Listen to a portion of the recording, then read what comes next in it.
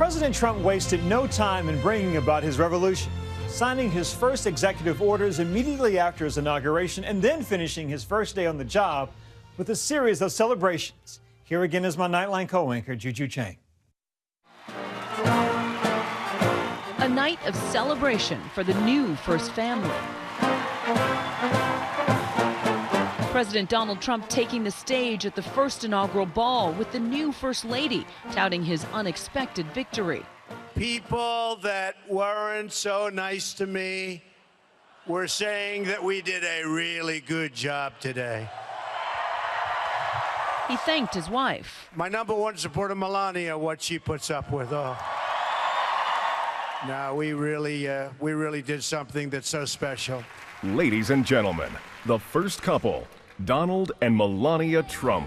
The traditional first dance to the song My Way, made famous by Frank Sinatra. I did it my way. Fitting for the president whose whole campaign was about breaking rules and doing it his way. Melania wearing an ivory off-the-shoulder gown designed in a collaboration between herself and Hervé Pierre. Melania has looked beautiful last night, today, tonight, gorgeous.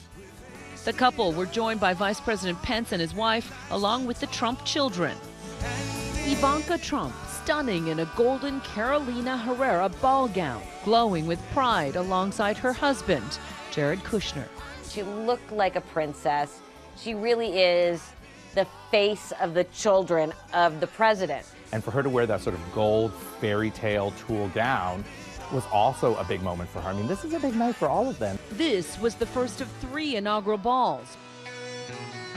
President Trump spoke at each one. Should I keep the Twitter going or not? Keep it going? The festivities decidedly toned down from past administrations. President Obama had 10 balls and was serenaded by Beyonce. My love has come along. The biggest headliner tonight, the Rockettes. It didn't feel like it had the same pulse as what has happened in the past 4 years or even 8 years ago. But it wasn't all partying today. Right before leaving for the balls, the new president already at work in the newly decorated Oval Office, signing more executive orders tonight with those new golden curtains behind him. One of them, a symbolic gesture promising to minimize the economic burden of Obamacare. I, John Francis Kelly. And Vice President Pence quickly swearing in Generals John Kelly and James Mattis for Secretaries of Homeland Security and Defense before heading off to celebrate. But a starkly different scene outside the glamorous balls. Earlier in the day, police and SWAT teams fanning out across the Capitol, spraying pepper spray just blocks from the parade route. They've been using pepper spray out of canisters. So you have the bulk of the protesters right here, and here's the police line right at 13th. Some protesters even lighting trash cans on fire. Then a car. At least 217 were arrested and 6 officers wounded. When I'm watching the parade route and there are protesters with expletive-laced signs along the way, shouting and screaming and angry, is there a historical precedent for that? We've had protests over the decades, particularly during the Vietnam War with President Nixon, and then after the disrupted 2000 election with President Bush. What do you make of the protest movement?